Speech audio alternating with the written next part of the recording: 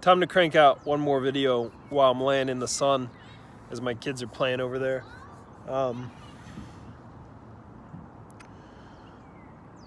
It seems like an increasingly popular sentiment to hear from clients and other massage therapists.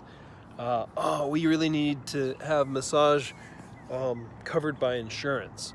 Or, oh, if only insurance could help out in some way. No, thank you.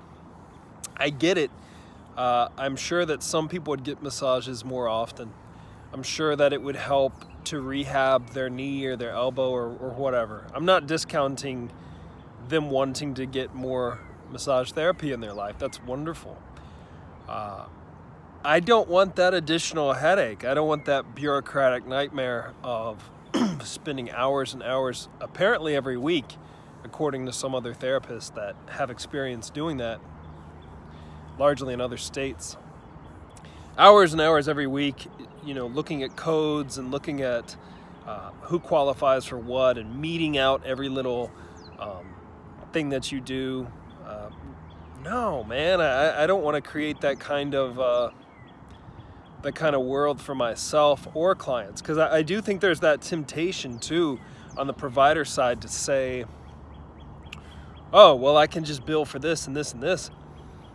Wanda, you should just go and see me, twice a week for the next couple of weeks, because, financially you'll be okay because insurance kicks in and we can tackle that Achilles tendon issue more.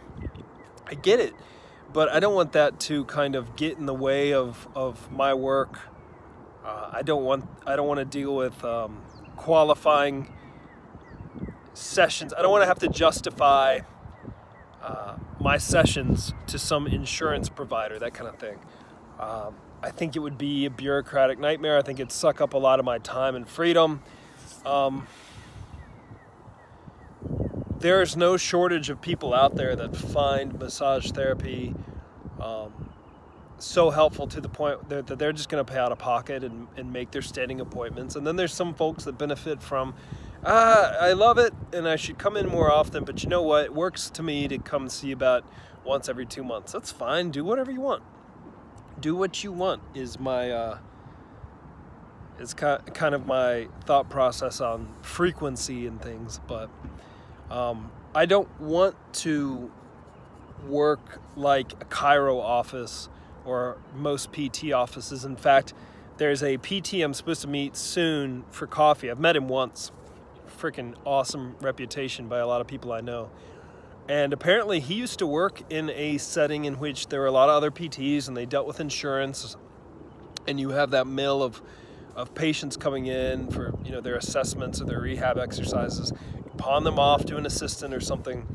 And this guy just broke off on his own. It's just him, as far as I understand, and he accepts cash payments only, I think, because it gives him more freedom and more focus on the individual that comes to see you versus worrying about insurance and things. So that's my thought process on insurance. I'm sure in some ways it could be beneficial, but by and large, it's just another thing that kind of would distract my attention from clients and bettering my practice and my skills, and it would just shift focus to this almost like this weekly homework exercise.